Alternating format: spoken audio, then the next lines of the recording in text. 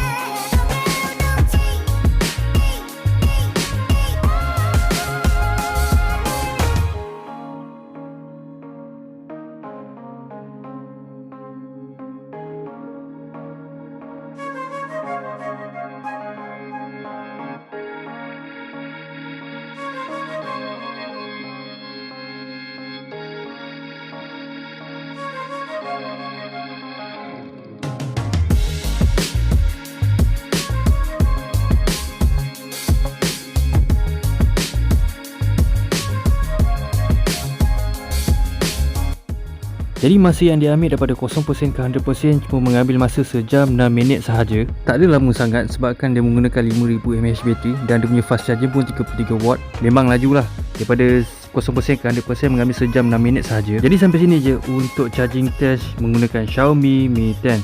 Apa pendapat korang? Jangan lupa tekan butang subscribe, tekan butang like dan tekan butang komen selepas korang dah tengok video ni. Dan saya akan jumpa korang pada minggu hadapan dengan video yang lain.